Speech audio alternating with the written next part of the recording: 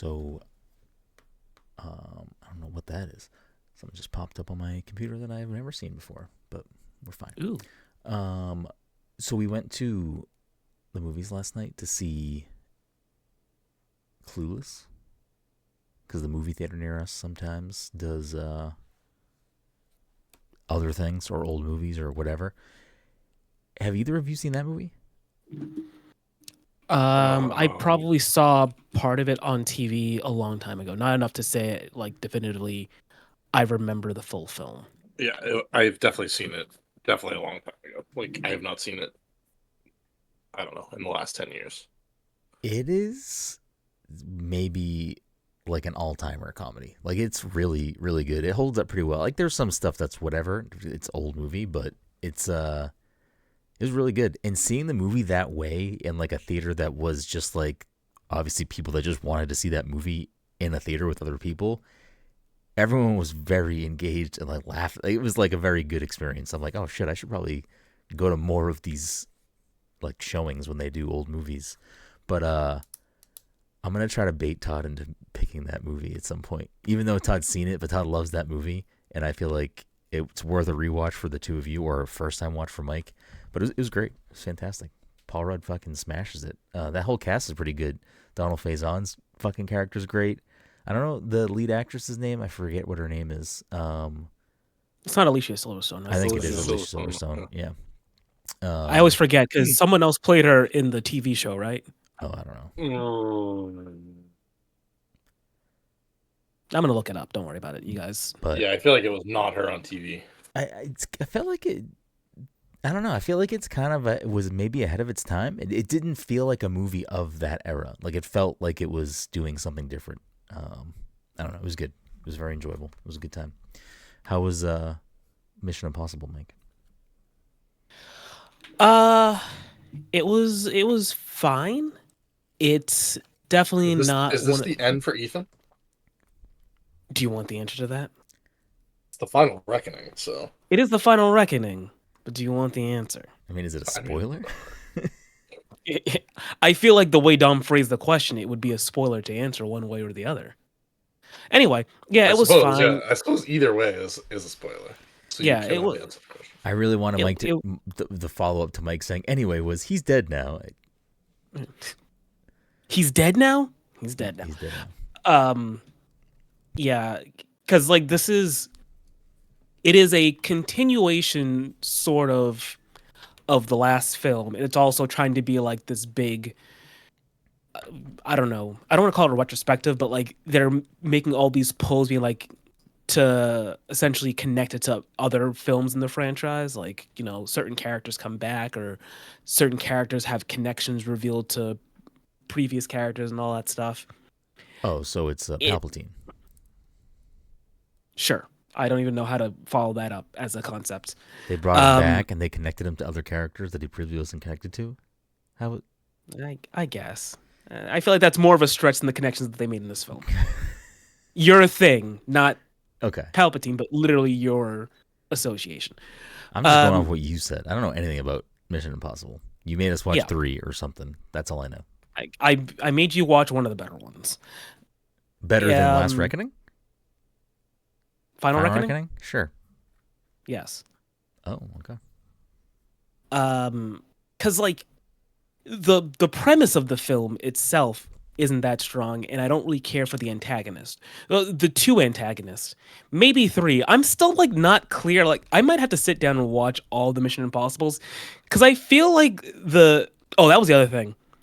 The first maybe 20 minutes of the movie. This movie is long, by the way. I think it's nearly 3 hours long. I went to a 10 o'clock showing. I didn't get home until 1:30. The beginning of the movie literally made me feel like I was watching Threat Level Midnight.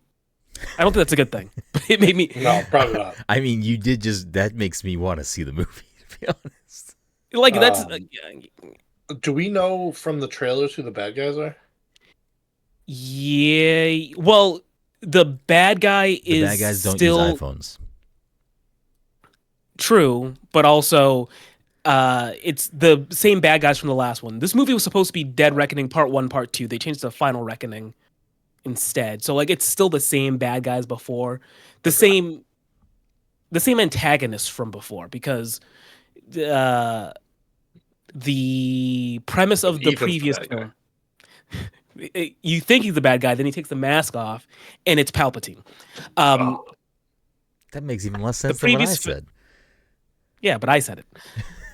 The previous bad guy was working for an AI. Like, there's just some computer system out there Tom that, Cruise is like, AI is bad, so let's make him the bad guy of this movie. yeah. Which, I mean, I could take. I just didn't care for the boots on the ground character for him, because like it was just an AI, but like there was somebody working for the AI that was doing tasks for it, I guess. So this I is don't like know. the I movie didn't care. Her? It is like the movie Her, except instead of Scarlett Palpatine. Johansson, Palpatine and Ethan. Haley Atwell's there. Okay. And Palm, I don't know how to say her last name. Clemteef, I think. Yeah, her. You guys got me really off track here. Anyway, so it's still that. What I was getting at before was that Ethan works for the IMF, the Impossible Missions Force. I forget what IMF stands for. And he's got like a boss that's in the, U.S. government. And it seems like they're always at odds. I don't know why Ethan still works for him. Because I feel like he was pissed off at him in the last movie. He's pissed off at him in this movie. I don't know. Maybe I'm just confused. Maybe I, again, need to sit down and watch all these films. Does Simon There was Pegg one work for the moment. government, or is that just his boy? That's his money penny or something. His Q. So he's part of James Ethan's Bond team. works. Yeah, you don't. Ethan has like a team. He's got Simon Pegg. He's got Ving Rhames. He has, well, it's really just those two. Everyone else kind of like, Is Milchick the bad guy? no. He Wait, how do you know runs who a submarine. Milkshake is? Because, Brendan, you don't read your text messages. A long time ago, I sent a picture of that guy from fucking Severance. They're like, hey, look, your boy is in the new Mission Impossible movie. Well, I didn't know you knew his name was Milkshake. It's definitely come up before. Well, sorry. Dom actually said Mr. Milkshake, not Milkshake. There's a lot of people in this movie. There's a lot of people. Nick Offerman's I just got in the movie. I just got to Nick Offerman. That's what made me say, "Wow, there's a lot of people in this movie." Nick Offerman's in the movie. He's like the, I don't know, general of the army. Wait, what's her face? I don't remember what her name is on the show. The girl that's Parks like and Rec? the girl that's like the in between on Severance. Oh, that's She's like not Milchick or Oh, yes. I don't she functions as like the board's go between. right, Yeah, exactly. I don't know what the character's name is. She's apparently also in this movie. Okay. Good for her. I'm guessing there's like one of two characters I'm guessing you're talking about. I got very confused because I was on the Severance page trying to figure out what her character's name is, and Christopher Walken was there. And I was like, Christopher Walken is also in this movie? No, Christopher Walken, not in this film. Yes, Jade said character's name is Natalie. I believe that is correct. Correct. That sounds right, yeah. Okay. I'm like, I don't know who this character is at all. I'm taking a guess as maybe two other characters that seemed prominent in this film that maybe, like, if I showed you she's pretty low. She's pretty low down on the list here. Okay. Yeah, if we were playing the movie game, I would be like, you may recognize two people from Severance in this movie, and I don't know how big their roles are in the movie. Apparently, Mr. Milchick's fucking big dick swinging bad guy, but not the bad guy, like I said. Oh, not the bad guy. Yeah, not the bad guy. Okay. Did I say Honestly, there was a moment for most of this conversation? Yeah, there was a moment at the end of the movie that actually made me laugh. That's my one takeaway from the film. There was like a moment at the very end, like near the end of the film, that actually made me laugh. It is a spoiler, so I can't talk about it. I'm trying to look at the picture to see if I recognize it. Was it like in like? Did they want you to laugh? I don't know. Like it was definitely it was definitely funny in a way that I think they did it on purpose. And I can't, again, I'm not going to spoil it because like it is a spoiler, so I can't talk about it. Yeah. So I'll tell you guys after the film. I mean, after we record, if you're curious. But from what I gather, I think other people thought it was really funny too. Interesting. And if this is also a spoiler, just to answer the question, don't answer it. But does this movie have post-credit scenes? And I hate that I have to ask this question now because of the MCU, that like other things just have post-credit scenes now. I think I sat through the credits and there was nothing there. Yeah, I did sit through the credits. There was nothing there. Do they usually have them in Mission Impossible movies? I just don't know. I don't remember. Okay. It's been a while since I saw. Granted, when did Dead Reckoning Part 1 come out? I guess aside from other superhero movies, are post-credit scenes a thing, or am I just making? Now's my brain just confusing that. I feel like I've seen other movies that have them. I feel like Pixar does them. They at least do Pixar mid-credit scenes. The Mario movie They at least did do mid-credit scenes. Mario movie had the Yoshi egg thing. Yeah. Did Sonic do it? Sonic must have done it too. Sonic did it a bunch of times. Yeah, they did it for every movie. Remember, that was how we saw Tails. And that's how we saw Shadow. Yeah, but Tails is with it. And you didn't. And then that's how we saw fucking Metal Sonic. Oh yeah. Okay. Well, that's why. And I Amy. guess, Bro, I didn't see the third movie yet. You didn't see any of the movies. Shut up. I did. I actually watched. I think I might have actually watched all three. They're fine. They're fun. I don't think I watched all of the third one yet. You were asking if other movies had credit scenes. Yeah, or that's a thing, right? Other movies have them now. Other movies have. I mean, honestly, looking back, the first Pirates had one. Really? Does that predate MCU? No, it doesn't. The first Pirates was like 2004. The first maybe 2000 one had one? It ended like I'm pretty sure the post-credit scene or the mid-credit scene was Jack the monkey picking up one of the coins. Oh yeah. And he turns into a skeleton. He turns into a skeleton. Turns into a monkey skeleton. All right, well, none of this fucking makes any sense now. Well, also Ferris Bueller. That's true. Ferris Bueller. You're still here? All right, well, the movie's over. Go home. I Googled it, and I guess nothing matters anymore. The first general release film to feature a post-credits, this is according to Wikipedia. The first general film to feature a movie from like the I watched a video about post-credit scenes. They mentioned like a very old film that has post-credit scene. The Silencers, released in March 1966. 1979, the Muppet movie uses a framing device in which the characters themselves watch the movie unfold in the theater during the credits. And then Animal tells everybody to go home. Yeah. Yeah. Gained popularity in the 1980s. End of comedy films. Airplane ended with a callback to an abandoned taxicab passenger. Young Smoking the Bandit brought up the bloopers and they like introduced the bloopers in the credits. Mm-hmm. Masters of the Universe. That's when Pixar started doing that.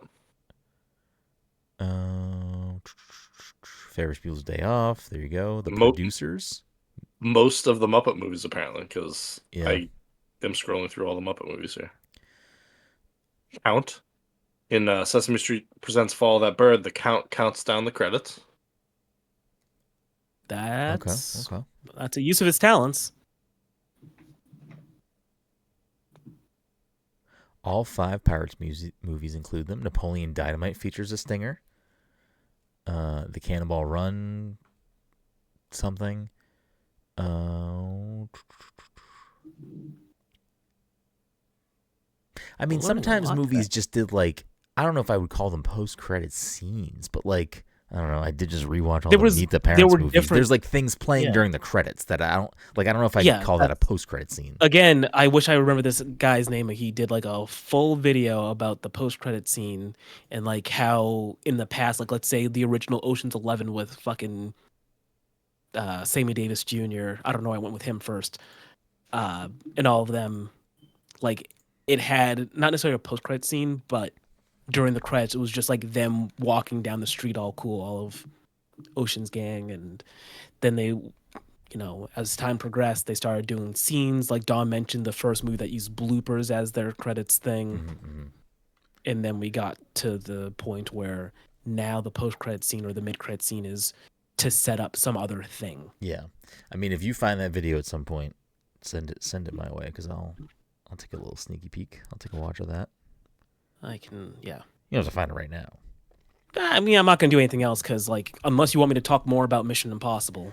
I do love that I just got to the post-credit scene for Jingle All the Way where you watch him spend the entire movie getting a Christmas present for his son, and he realizes in the post-credit scene that he didn't buy anything for his wife.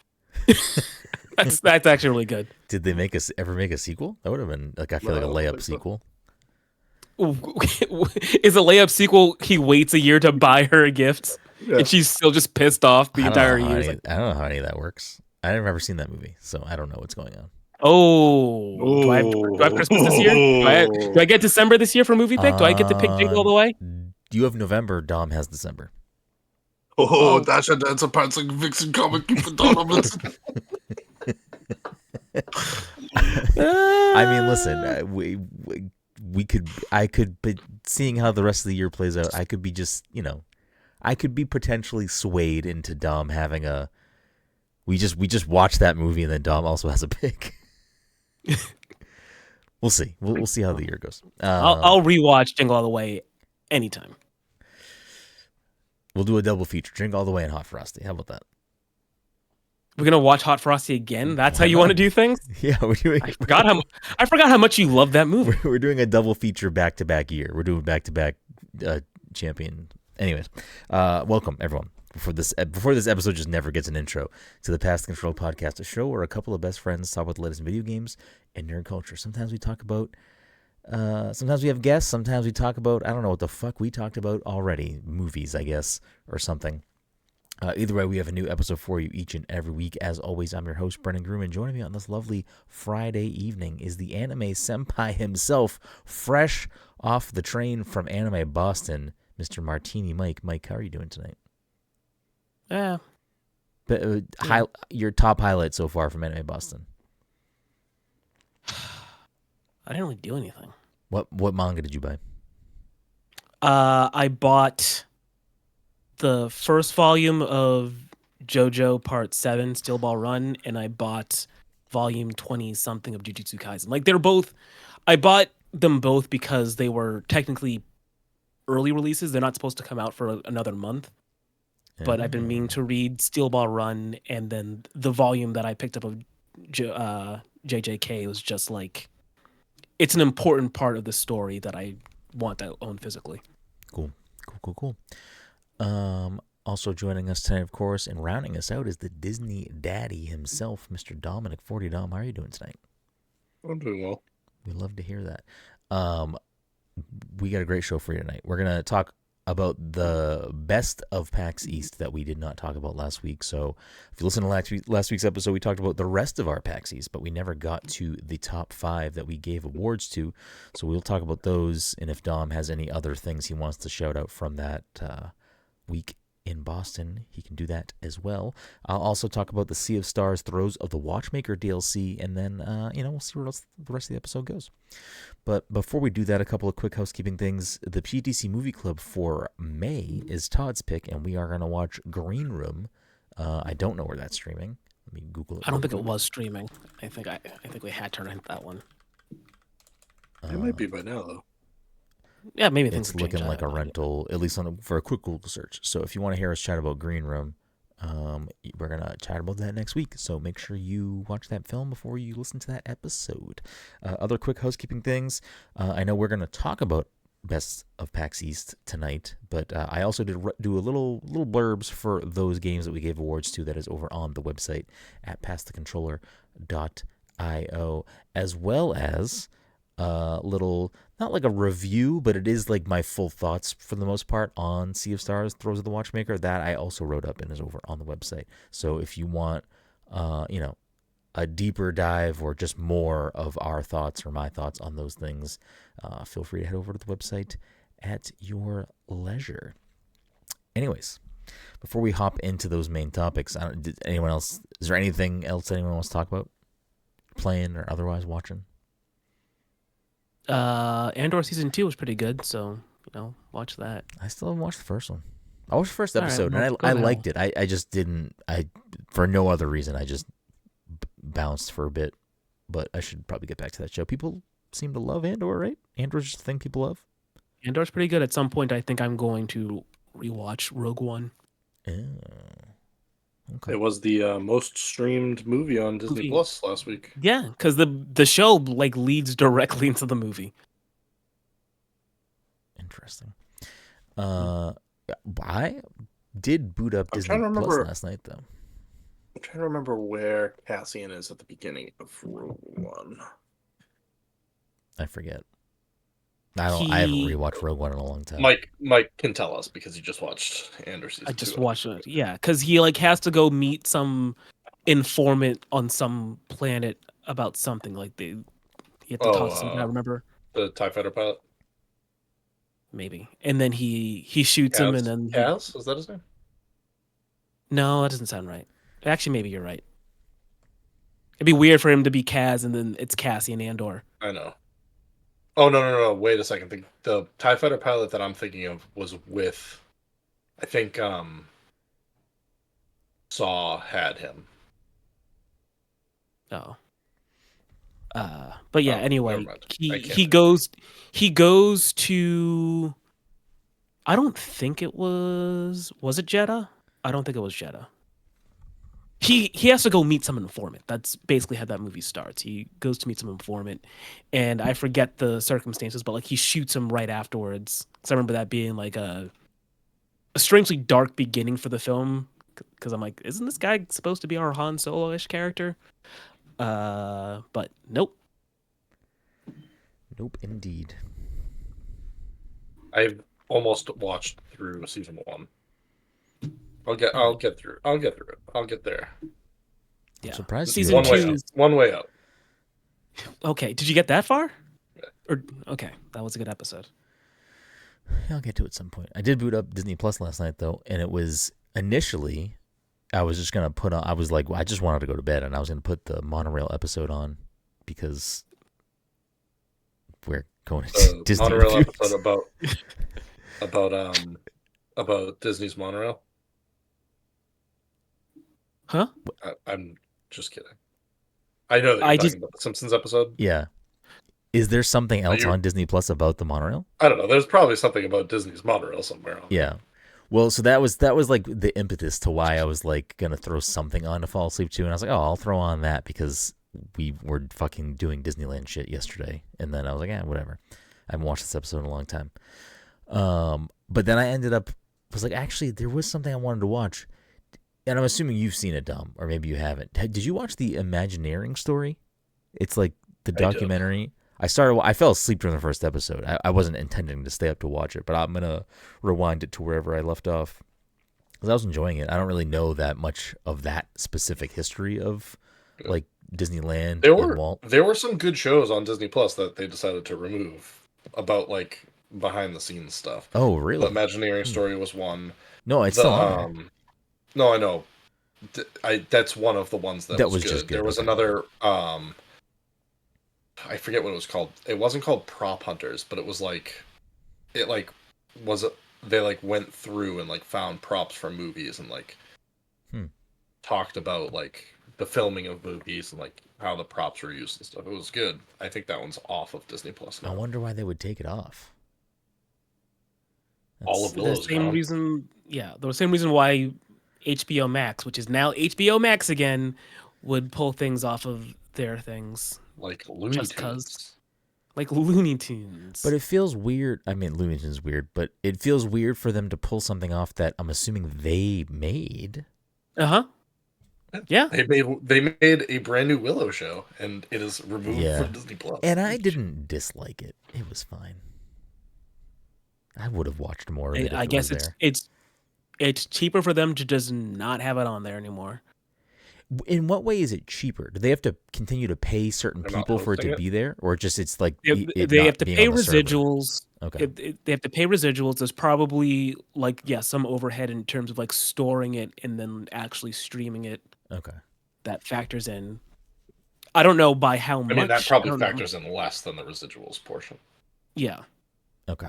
I don't know how they can get around contracts with like residuals and like if you sign a contract that says I'm going to get residuals based off streams and then you just pull it off of streaming, it seems like you're breaching the contract. But we need better lawyers. I don't need better lawyers. Yeah, I guess not. So I watched. I'm gonna watch the rest of it at some point, but I enjoyed it. It's gearing me up for June. I'm starting to do a little bit of digging. Mike, you should also probably figure out a plan. Dom and I were talking a little bit. I'm playing it by about ear. I am playing it by ear. That sounds like a bad Mike, idea. you want to do Guardians early. You probably want to do Guardians more than once. This one's different, right? Is it just structured like the haunted? Actually, I don't know if Tower of Terror is. Guardians is Tower of Terror. Yes. Tower of Terror is Guardians at Disneyland, and I believe that the scenes can be different, but I know that the songs will be different. Okay. There's I think there's 8 different songs that you can get. So yeah, Dom said we fucked up by going to Disneyland first. So this is what I think our plan should be, and I don't know how it's going to actually work out, but at least for me, and you don't have to do this with me, but like I want to fucking book it immediately to Star Wars. Like that's just what I want to see, and then after that, whatever. But if we get there at 8, we get right in and we go right to Star Wars, however long that takes, then maybe do Indiana Jones. And then that would probably, I would imagine, get us close to that 11 o'clock hopping opportunity. Maybe then we go across and get to Guardians. Because when Dom looked yesterday, when him and I were talking about it, he was like, the wait for Guardians is currently right now much longer than the wait for Star Wars. They're both still long, but he's like, Guardians is going to be the thing. So. Yeah, listen, man. If you got a plan, I can just tag along with that plan. Well, I think I'm gonna go with the flow. You should do what I did at some point, and you should just go on the website and you should just look through the list of attractions and see what things appeal to you. Mission Breakout is currently 55 minutes, and Rise of the Resistance is currently closed. Oh no. That was the other thing. Then we need to really move on to the actual topics. But Dom. Do you want anything from Radiator Springs? I told Brennan that's a ride you might fucking have to hit. That fucking ride's supposed to be really good. I hear it's really good. I do hear it's really good. Yeah. So Mike said that when him and I were booking everything, and I was like, in my head, just assumed that Dom had said it was good, and that's why you were saying that. But the fact that you heard otherwise it was good, and now Dom's also said it, maybe we got. Yeah, I legitimately heard that it's good.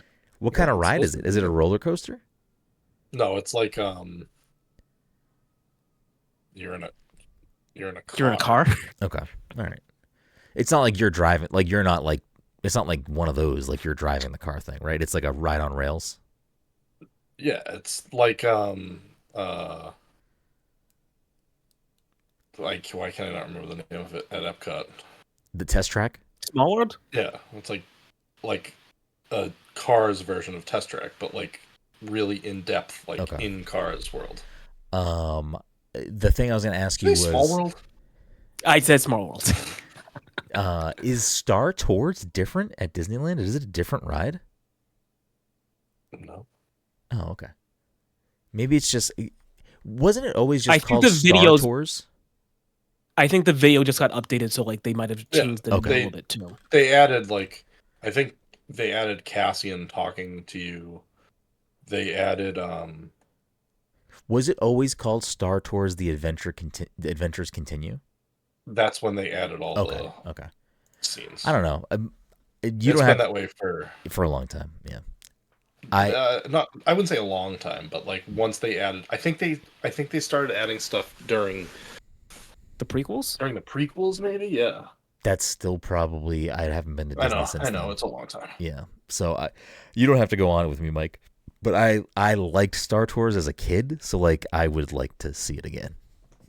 I was saying to Brendan, Dom, fact check me on this. Did we go on that ride in high school and like the sound didn't work? Did I make that up? Did that happen to somebody else? That may have happened to us. I feel like that story feels right. I feel like we went on the ride, the sound didn't work, and then us and our group were just making our own sound effects. That sounds amazing. It sounds actually. like us. It does sound real. I just don't know if I'm making that up and just like I mean, I don't know, maybe in your head the sound went off, and then you were just picturing everyone else doing that, and that's actually even better. That's true.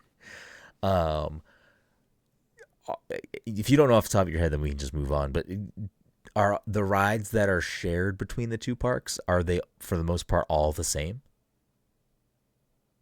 Mostly. Okay. But there's if you can get on Small World, it's worth going on. Okay. If the wait's not too long, they added like Disneyland has Disney characters mixed in okay. countries. And you had said there are like old rides that are like Walt originals. Are those not at Disney World? So Mr. Toad is still at Disneyland. Oh, I think that was one of the ones that was currently down for renovations. Pinocchio's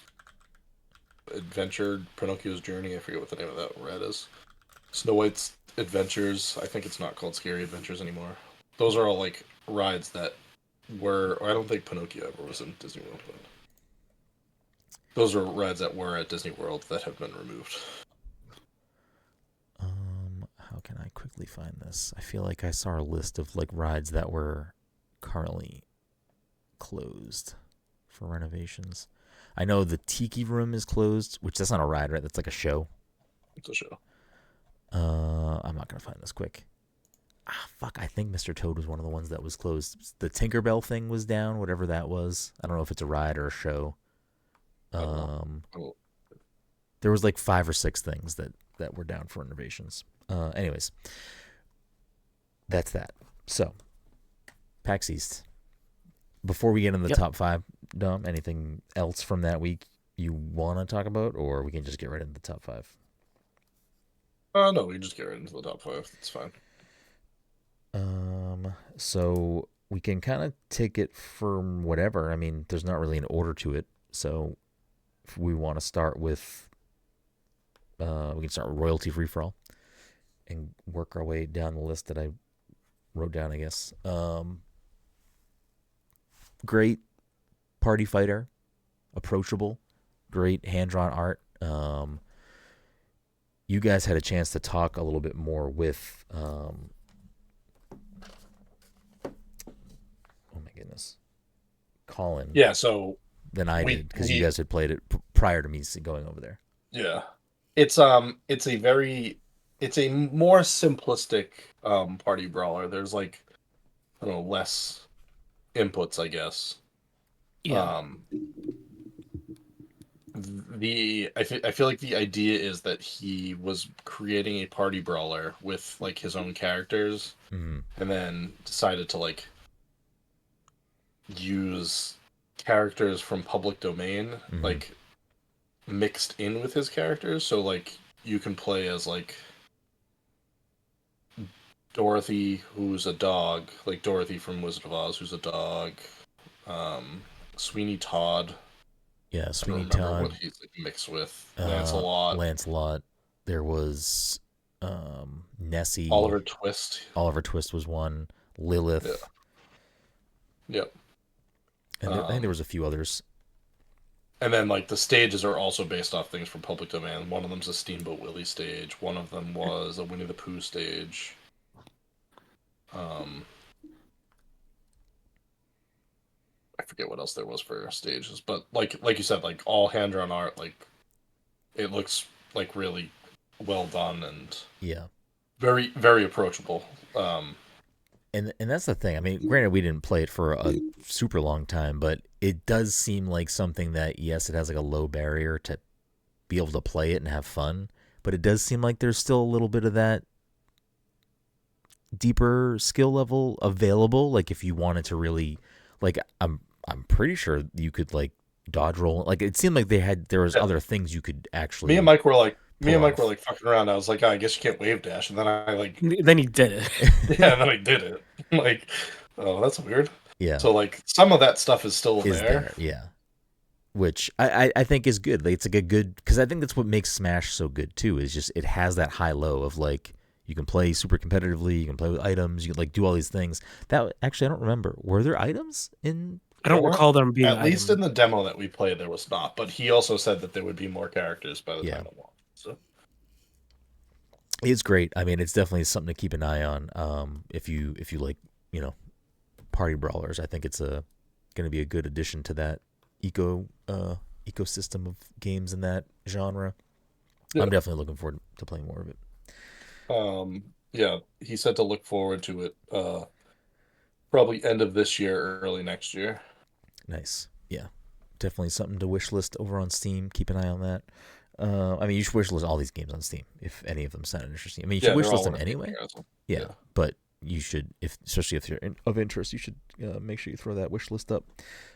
Desktop Survivors, which was, I think, Mike's probably just top dog of the show in general. Have you been playing it at all since you've been home? Is it out now too? It must be out. It's out now. Okay. Yeah. So this is one that you can just also go down right now and play. I don't know how much it is.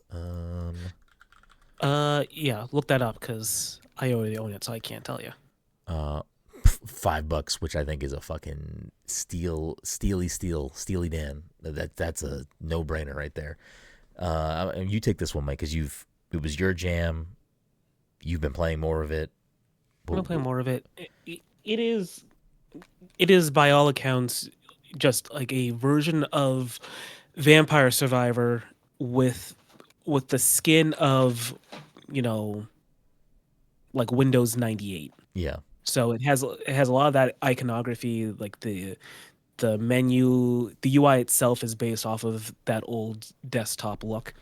Mm-hmm. And what else can I say about it? It is just like it's like an easy game to just kind of get into. You move your mouse cursor is your character. You're just moving around, bullet hell sort of ish thing. And yeah, it's like I lose time playing that game. I will just boot it up and just roam around. Matter of fact, I might start doing it this very second. Do it up. I don't. Which is good and bad. That's a good sign and a bad sign. That's just a time muncher.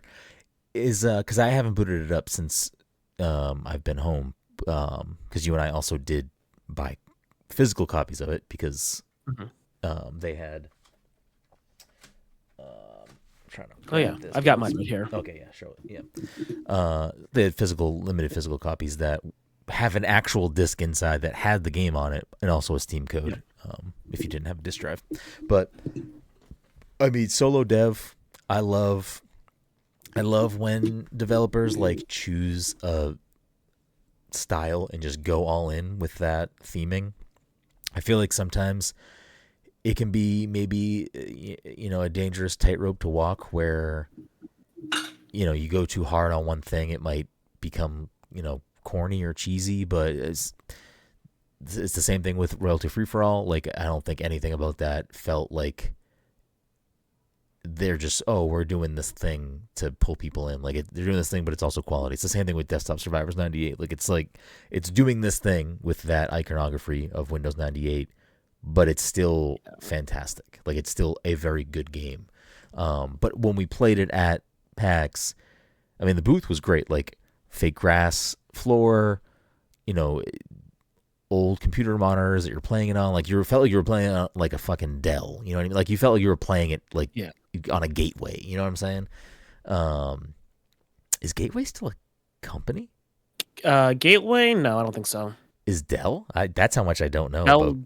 Dell is 100% still a company. So you're playing it on these old looking things. So you're like in a game in the thing. When you boot it up, Mike, does it give you the option to play like in a game that's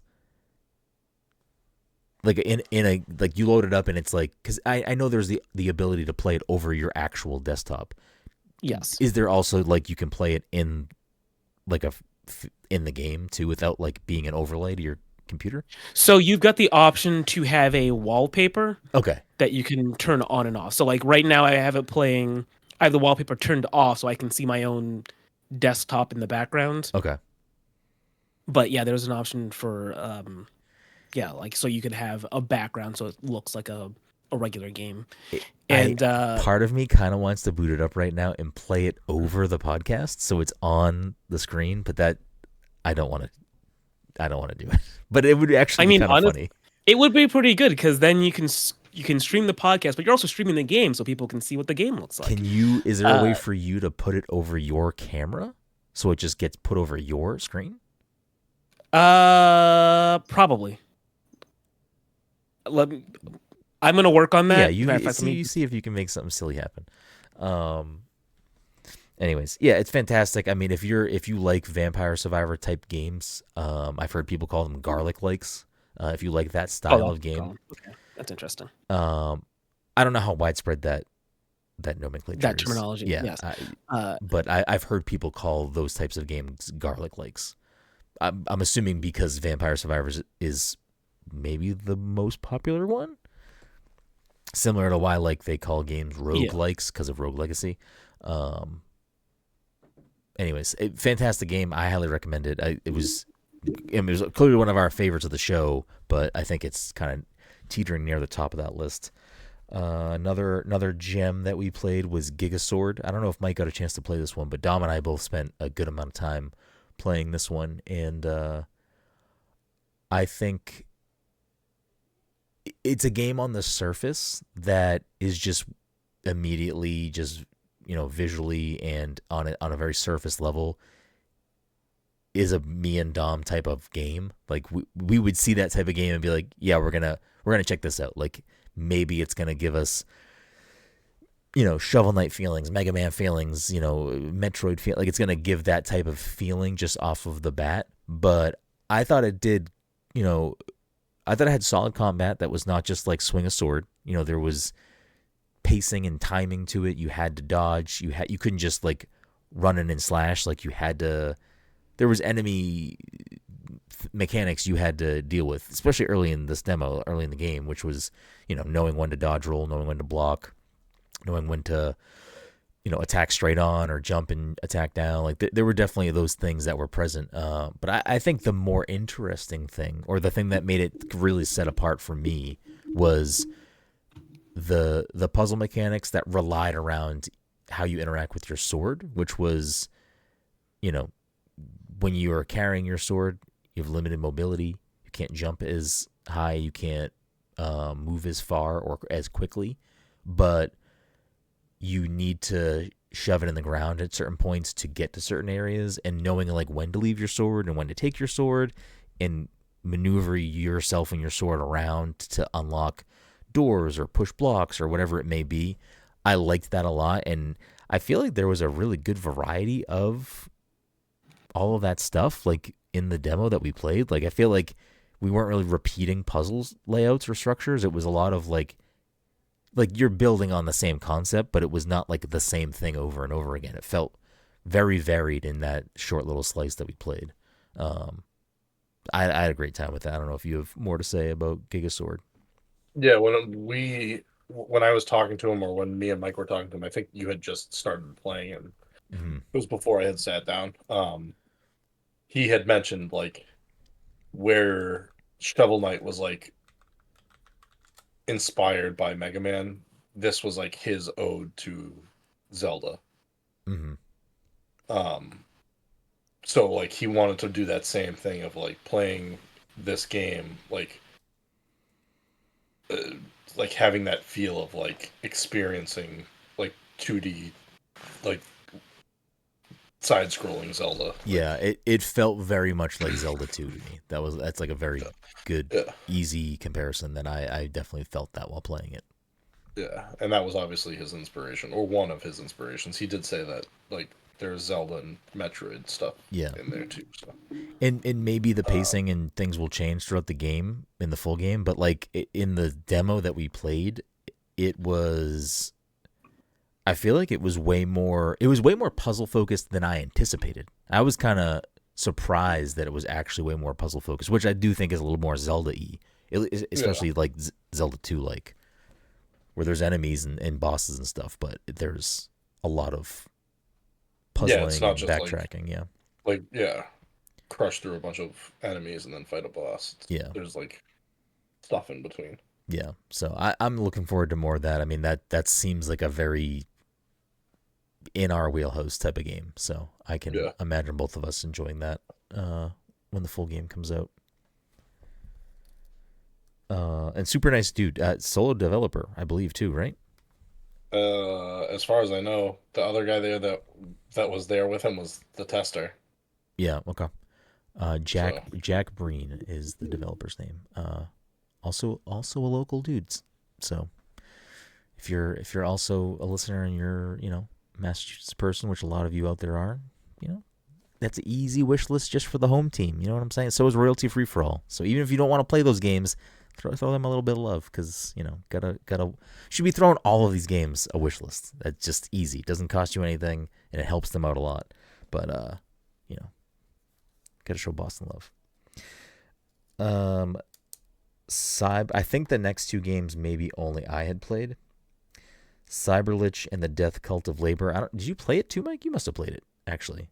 I didn't play Cyberlich. Oh, I thought you played the arena part. Did you not play the arena part? Wait, did I? I think you did because it was one of the first things we played. Because I feel like I didn't play it right away. Maybe I just went back to it at some point. I think you did play the arena thing. I could have sworn you did, maybe not, but it was one of the first things we played. We played it on Thursday, and it made it on the list simply. I mean, because it was also great, but simply because I couldn't stop thinking about it for the next couple of days. I was like, actually, I would like to go. And I kept pushing people to go there. I'm like, you got to check this out. It's like visually fantastic. Like black and white art style, very, very cartoony, very violent, Doom-like. So boomer shooter. There were two different things that the demo had. There was the kind of horde mode arena part of the demo, which was just you seeing how long you could survive in the arena as waves of enemies just kept coming at you. We played on the first day. I think I made it to the third spot on the leaderboard, and I want to say my score was around like 50. And they were like, "Oh, 50, that's good. That's really good. That's better than anyone that's played, for the most part today." When we went back later in the week, Mike, to give them the award, the leaderboard was like 300. I was like, okay, never mind. 50's fucking trash. But it was difficult. Like, it wasn't easy to get far in the arena mode. So people were just like definitely going back to that booth and showing a lot of love and playing it over and over. I would imagine to get that high on the score, because that was difficult when like big waves of enemies would come out and the bigger enemies would pop out. But great art style. It does a lot of interesting things. I think one of the more interesting things it does, it had like a very interesting, not item economy, but like I guess ammo and health economy. So you had, regular health bar that you could replenish by eating burgers that were a limited amount. And then you also, you had a sword, so you had a melee weapon. You could kick. And then you also had a gun. But the gun had limited ammo based on your mental health. And the way that you increased your mental health was by smoking a joint. And it was like an interesting back and forth of, you got to manage your health, but you have to also manage your mental health if you want to keep using your gun. And I think the way you got back the ability to smoke a blunt was by using your melee weapon. So it had like an interesting mix of, you can't just be relying on one way of playing. You kind of have to maneuver through the mechanics. If I'm remembering correctly, maybe you could just smoke infinite weed. I don't remember.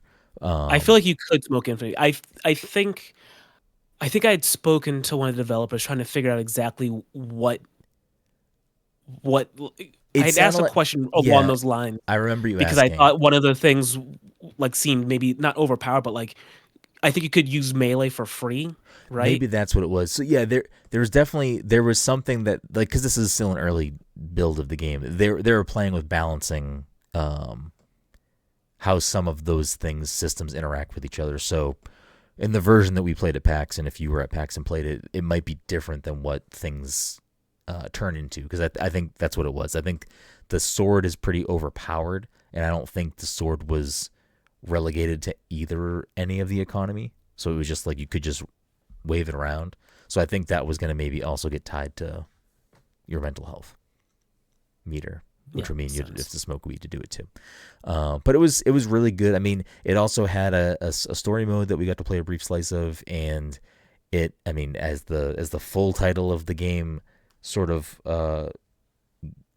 says exactly what the game is, Cyberlich and the Death Cult of Labor. You are essentially, you know, going into the depths of this corporation, you know, pushing back against shitty fucking work culture, uh, capitalism culture. So I don't know. It was really interesting. It was really gorgeous visually, and it was a fun time to just blast skeletons and other demons. So I'm definitely looking forward to more of that. I think it's also a very small project. I think it's still very early in development. I'm not sure how far along they are, but definitely one to keep your eye on. It's definitely something that I think is potentially going to have not only good story mode to it, but will potentially have a nice little, you know, reason to keep playing with the arena stuff, the horde stuff. And then the last thing that we gave an award to was a game called Tanuki Pond's Summer. And I think I might have been the only one to play this too. This this one has continued to grow on me the further away we get from PAX, which is a good thing. I so essentially you're playing as little Tanuki. I forget what its name is, if it has one. Oh, duh, his name's Pawn.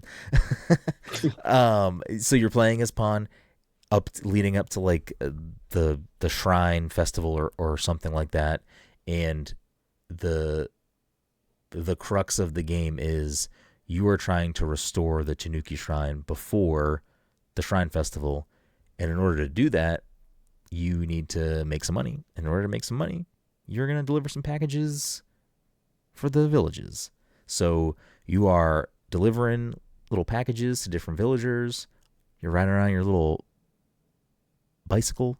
You're able to do tricks and hit ramps and grind and do all this fun stuff on the bike in between getting to all your destinations. Every time you get to a package recipient and deliver what they're waiting for, you also do like some or other sort of mini game. And from what it sounds like, I believe every package you deliver is a different type of little mini game. So one of the ones that I did was like some for I don't think it was it wasn't I don't think it was sumo wrestling, but it was some form of like martial arts. Like I gotta learn how to do these attacks, and I gotta push the master or the sensei whatever out of the ring. So it was fun little light rhythm element in dodging and blocking type thing. Enjoyed that, but it just has a really cool art style. Like I liked it, everything was very stylized. Like the characters that I met so far in the demo were all fun and had great art direction. Your camera went down. I know. And I think it's just honestly like a nice little slice of life that I think I'm gonna really enjoy when the full thing comes out. Like it was just a nice time. Like there was no stress. It felt really relaxed, and it was just fun to exist in that world for a little bit. So I'm definitely looking forward to that when it comes out. It gave me vibes of a short hike, very different gameplay wise, but it felt like that. It felt kind of like, yeah, there's this thing you got to do, but also like I don't know, just chill out and have a good time. So it's definitely something that I'm gonna keep very high on my radar as we get closer to that popping out. I think that was it for our top five. That was all of the 5 games. So, yeah, we gave our awards to Royalty Free for All, Desktop Survivors 98, Gigasword, Cyberlich and the Death Cult of Labor, and Tanuki Pond's Summer. All of those are So games along with, you should check out. I was gonna say, along with wish listing all of those games, and Desktop Survivors being currently available to buy. There's also a demo available on Steam for Desktop Survivors, as well as Gigasword. Ho, ho, ho. So And I think I think the only other one that has a release date out of these was maybe Tanuki. Let me check. I think it has a release date. Oh. Maybe it doesn't. Does not. But I believe the trailer said it's supposed to come out this year. I also think it's coming to Game Pass if you have Game Pass. So another little thing for that there. I will. We're running a little bit long, but I did mention it, so I will talk about it real quickly. I did play Sea of Stars, Throes of the Watchmaker. I won't say any story stuff, and I did write a good little piece for this, so definitely go check that out if you want to hear a little bit more of my thoughts on it. But excuse me, I really enjoyed it. I think that I didn't like the thing that I wrote. I didn't review it, quote unquote, so I didn't like put a number on it. But if you liked Sea of Stars and you want more Sea of Stars, I think this is a fantastic reason to go play more Sea of Stars. It takes place. I don't know exactly when you can access it. I think you can probably access it before you beat the game, if not after the game. But either way, it's definitely something you probably cannot actually access until you are very far in the game, just based on what it is kind of circling around. But because I had played Sea of Stars on console and did everything in that game, all the extra stuff. But when I was playing it early, I was playing a Steam version, and the Steam version that we had was like, oh, do this, and when you start the game, you can just access it. You don't have to like deal with any other things. So yeah, if you haven't played Sea of Stars, it's not something. I mean, I don't know why you would, if you haven't played Sea of Stars, you'd want to start with the DLC. But it's I really played Sea of Stars. I don't know why you haven't played Sea of Stars. Big facts. I really enjoyed it. I think that it's it's a nice little concise thing. I mean, it's beefy, and it's a free update too. If you have Sea of Stars, there's a free DLC that you can just get when booting up the game. But it was like 8 to 10ish hours. Like it was meaty. I won't go too much in the story stuff. You're essentially, you go back to the Clockwork Castle. I should know this. I literally just played it and wrote about it. I think it's Clockwork Castle. Clockwork Castle. You go back to Clockwork Castle, you talk to the Watchmaker, and you essentially are going on a long quest for the Watchmaker. And I'll let you figure that out, or I'll let you experience that for yourself if you decide to hop in there, which you should. But once you enter the space that you get sent to deal with this quest, some of the things about the game change. Your party goes away, so it's just Zale and Valir, and this is in the marketing, so I'm fine with saying it. And you get a new party member that you previously couldn't use as a party member, the Artificer, or Artie, so like the little frog robot guy. It's the three of you are the party in the DLC. And not only that, there's some stuff that happens in the story that makes this a thing, but you also have different classes. So like Zale and Valir are now using different moves and don't have their abilities that you have in the regular game. So, you might be thinking, oh, I'm going to blow through all this stuff because I'm at the end of this game already and I have all these powers and abilities. But nope, actually, you're two new classes now and have different moves. Everything is very circus carnival themed. So Valir is a acrobat and Zale is a juggler, and both of them have skills and abilities that are very themed around those types of characters. And then Artificer is just a new party member, so they have a bunch of different things that are unique to them that are also very carnival and festival themed. So I don't know. It goes all in on this little the theming around it with the carnival aspect and the Watchmakers. The villain of this is the puppeteer, so it does a lot of fun things. It is more of, what I think, great story and fun characters. I will say, I think, my opinion, in the base game, the best part for me, one of the best things about the game is the party. And I love the characters, and I think they all have very interesting story arcs. And I think if you do all of the essentially social links in Sea of Stars and see everyone's kind of story to the end, I really like a lot of those characters. I think Zale and Valir might be the most boring characters out of the party in the base game, but since this is stripped away from the party, which I thought at first was like maybe kind of a negative, it does give a lot more room for it to kind of just be about Zale and Valir a little bit more. So you do get a little bit more from them, which I did think was nice in the end.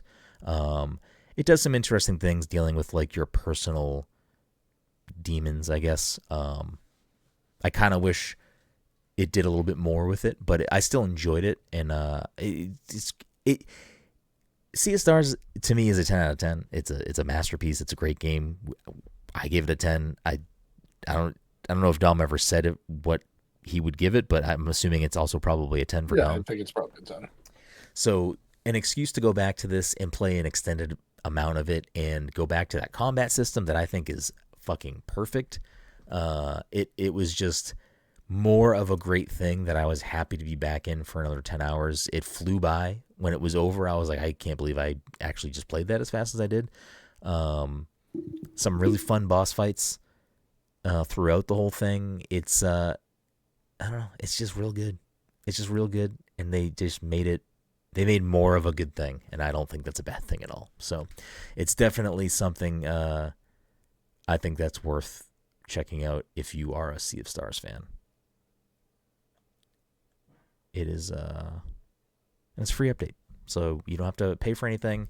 It's a very meaty free update. I think you can also play it 3-player co-op. I didn't experience it that way, but I believe you can.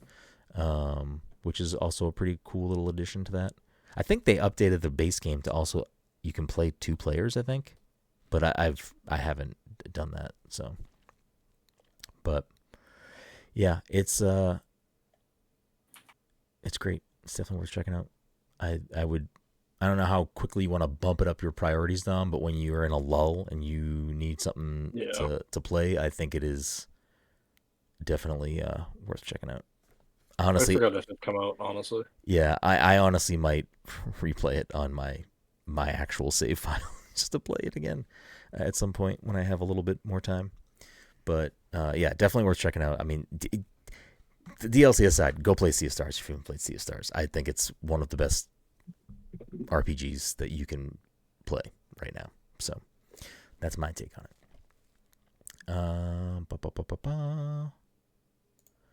I think that's everything.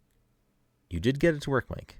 There's a lot of stuff happening around you, which is great. Mike's playing Vampire Survivors. I'm sorry, Mike is playing Vampire Desktop Survivors 98 on his screen. If you are watching the live stream or watching this on YouTube later, go play and buy that game. But I think that'll do it for this. Let me pull this up real quick. We will close things out and play the game, of course. So before we wrap things up and play the game and end the show, I want to pose a question to the two of you because I want to be a fair scorekeeper. I want to be a fair game show judge for the game that we play every week. Last week, Dom was not here.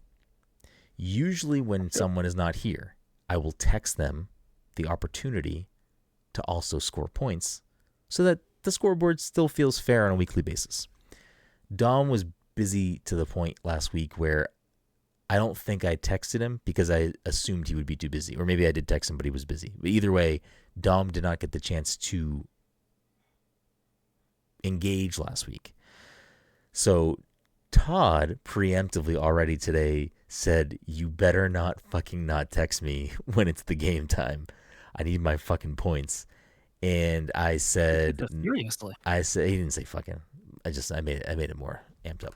Regardless, he takes it seriously. If I was not here, I'd be like, fuck it, I don't care. He does take it serious. He does take it serious. So I said, it's not fair because Dom wasn't here last week and you got to score. So Dom, this is Dom's chance to score without you here too. Do you want me to text him or not? This is something that two of you have to. You can text him. You can text him, but here's the thing.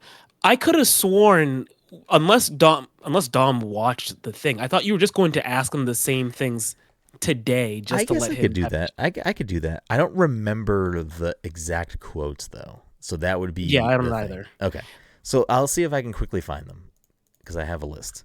It's not a big deal, regardless. I mean, if Dom doesn't care, I don't care. This does not affect me. This is what we'll do. I'm going to ask Dom the same questions from last week, and Dom will have a chance to score an additional 3 points. And that's the fucking game we play, Todd. And then I'll text Todd the regular ones. Okay. So last week, Dom, we introduced a new game to the mix called Did Gex Say That? Where I'm going to read 3 different quotes, and you're going to tell me if Gex said it or not. Okay. Okay. Let's see. Actually, before no, we can do this and then we'll reset and then finish the episode proper. Okay.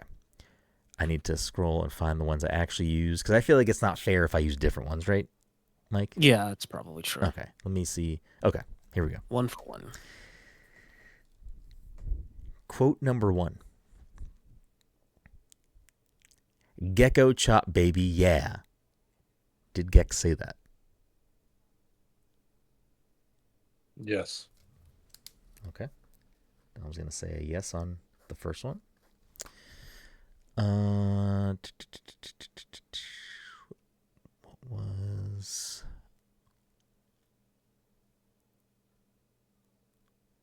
Did I say that one? I feel like I might have said that one. I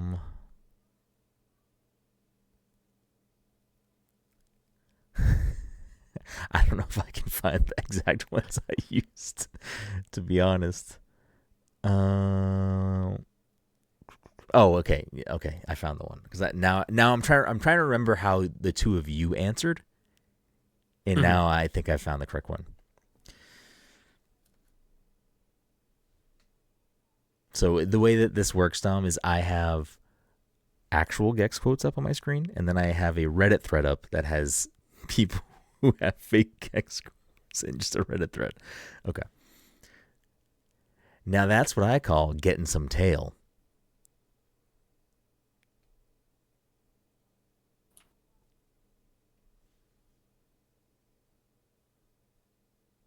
I'm going to say no. Okay. And then I believe the third one that I used was...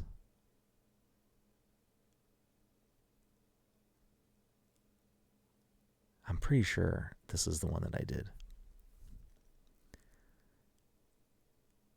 And I feel like if I'm wrong, when I say this one, Mike, just you let me know if you remember me saying this, okay?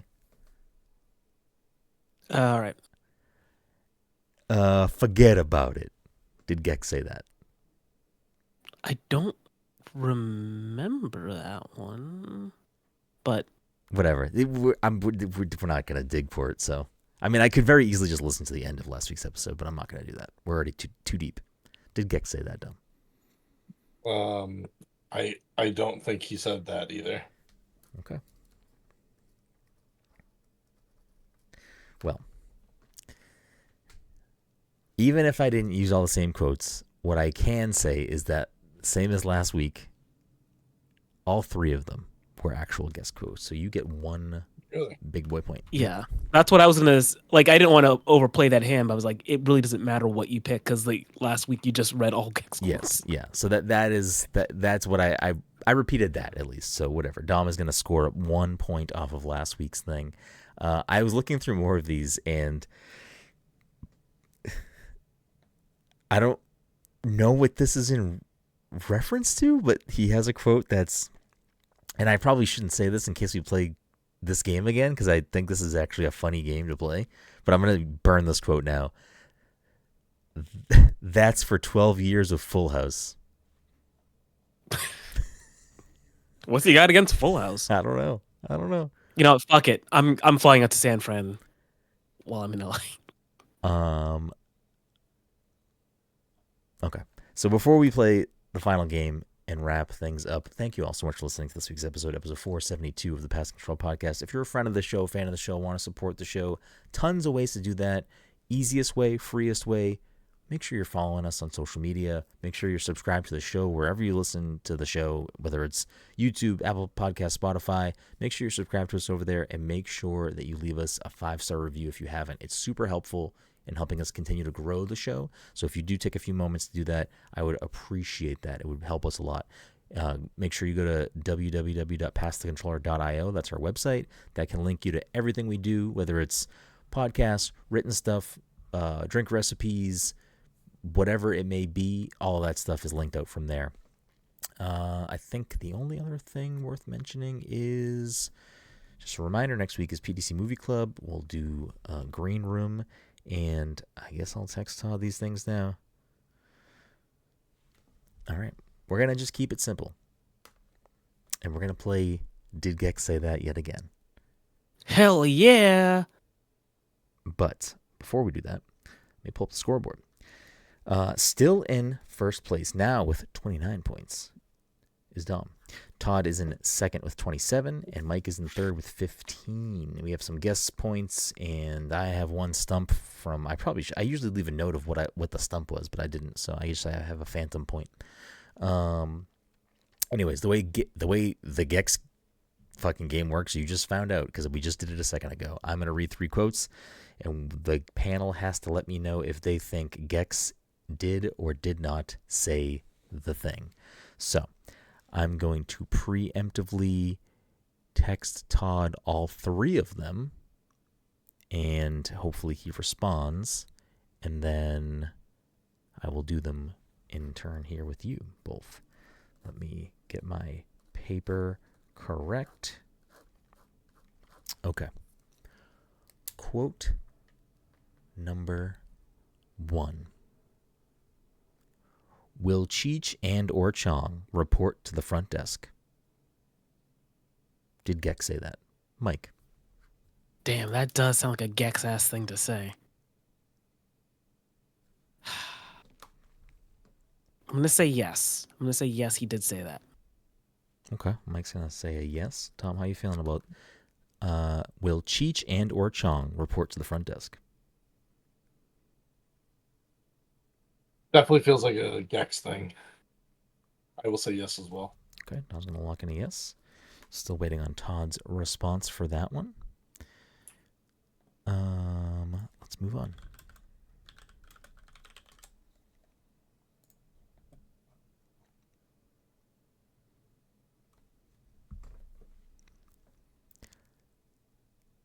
This is like taco night at James Earl Jones' house. Did Gex say that? Dom. I'm going to say no. Okay. I'm also going to say no, because, like... Because what? I don't know. It doesn't Mike's make face any when I sense. said that. Mike's face when I said that was so perplexed. Yeah, I was on board, Mike. This is like taco night. Okay, at James Earl Jones's house. Why? What does he have to do? Why do you not drink the water at Jerry Garcia's house? Okay, you got me there, but I don't know. He just strikes me as a man who might have tainted his water. I think there's a lot of funny business happening there. Regardless, I just don't see. Yes, I don't think Gex said it. I mean, I guess he could have said it. It just still wouldn't make sense to me, but I don't believe he did it. Okay, so that's a no across the board because Todd also said no. Okay, this is not one that we're gonna guess on, but it's there on this screen, so I'm gonna read it because it's making me fucking giggle. It doesn't make any sense, but this is It's not even that funny. It's Come on, not guy. even that funny. It's not even that funny. I'm a child. This is like penis hour at George Clooney's house. Did Gex say that? I'm gonna say no, but at the same time, what were those Gex games rated? Yeah, I don't know. Could he get I away don't- with a hard P? I don't Could he think get away with a hard P? I don't know if he could or not. I don't know where that falls in the ESRB. Would Gex make a Monica Lewinsky joke? I believe he would. I wouldn't listen. There are some Gex quotes that are not good, that do not age well. So, I mean, I just don't know if I don't know if penis or George Clooney's. Yeah, okay. Let's break that one down a bit too. What is penis hour? I don't know. I'm gonna. What does that entail? I'm gonna text it to Todd and see what he says. He's gonna have some lore about George Clooney and penis hour. Like he will know. Like, oh yeah, he would have said that.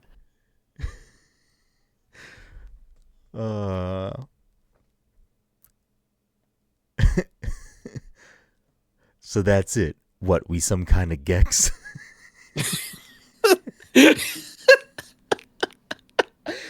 He didn't say it, but I like it. Okay. If they added lines to the remaster, I hope they added that line. These are ones that I obviously can't seriously use as fake ones, so I'm just gonna keep reading them. I'm going to have Gex with so many. They're so dumb. I think I'm finally gonna get a tattoo, guys. It's gonna be one of these. One of these fake Gex quotes. One of these fake Gex quotes. And when people ask me, I'll be like, "It's from the game Gex." All right, I need to find the real number Actually, 3. I need to find the real number yeah. 3. Whew.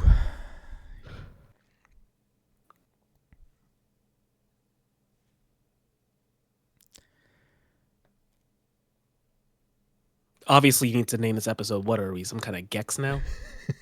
I mean, honestly, I kind of want to just do in the future a full Gexisode where we just. Oh, I mean, with the name Gexisode, you kind of have to. You kind of have to do that. All right.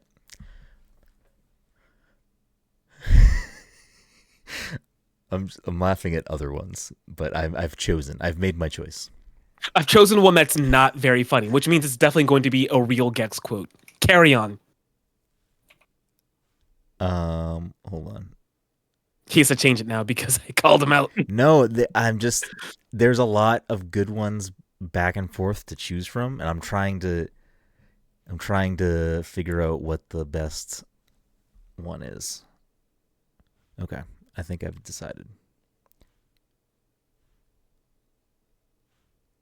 Yeah, as long as in the future none of you look up Gex quotes for any reason, I think this is a game that is ripe. Ideally, I'm not going to. Okay. I think my life is in a better spot than I'm being in a position where I have to look up Gex quotes. Okay. Quote number 3. Reminds me of my brother's dorm room. Do I think Gex has a brother who would have gone to college? I don't know. There's a lot of holes in this one. What are you thinking? I'm going to say no. Okay. Todd is also going to say no. Dom, where you landing here? Reminds me of my brother's The smart dorm play room. is to say no, but I'm going to say yes.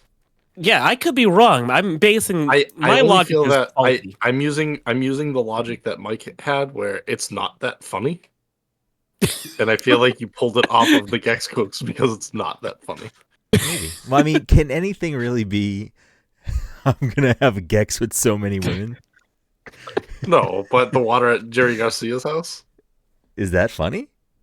I feel like, I mean, It's got the cadence of a joke. I do quote it a lot in private for some reason. Anyways, so that is going to be a no from Todd, a no from Mike, and a yes from Dom. Todd followed up his no with, that sounds like something you made up. So, what I will say is that Mike. These were all real Gex quotes again. Mike has 2 out of 3. Todd has 2 out of 3. Oh my god, Penis Hour was right? Penis Hour was real? And with a rare sweep, Dom said, "I'm back, baby," and has correctly answered all 3. That was a yes for the first quote, a no for the second quote, and a yes for the third quote. I forgot we did 3. We said a lot of things in the last 20 minutes. The second one was... It was Penis Hour. Oh, yeah, it was Penis Hour. No, the second one was, "Wahoo, I'm Gex. I'm a green lizard band. Wahoo." I actually don't remember. Taco meat? Yeah, it was James Earl Jones Taco House. Okay. It's like Taco Night. No, but see, the thing is, this is like Taco Night at James Earl Jones. There are a lot of actual Gex quotes that are like that. Like, there are a lot that it's like, "Don't go to the bathroom at Adam Sandler's house." Like, does that mean something? Does the person who made Gex know more about that? I can see, because I feel like Adam Sandler is like, he's always going, like he's making sounds, like it's probably a mess in his Damn it, I just came up with that one. I should have saved that. Fuck. Oh no, this is going to end up turning me into a Gex writer. I'm going to start writing Gex fan fiction. Can you just start like sending them your lines and be like, "Hey, get featured. This one's on the house, but if you want me on retainer, like pay me and I'll give you more." Honestly, and this is not a compliment for myself, but I do think Gex humor is probably my wheelhouse. I probably could submit solid Gex quotes that are not funny, but like, yeah, believable that Gex would say this. All right. So is there a parody Gex Twitter or like Blue Sky thing where you just have post Gex respond to things? Yeah, you just do fake Gex lines. Shit, Mike, delete that off the internet. I need to go make that. I need to be that person. So there was a brief moment where I got associated with Gex on Twitter, and it turned into part of my thing for a little bit. And somebody did make a fake Gex Twitter specifically to interact with anything I tweeted for a little while. It had nothing to do with Gex, but they would just like interact with me. I mean, someone we know. I just don't know who actually did it. Honestly, that is probably the highest fucking honor you'll ever get. Whatever, I'll take it.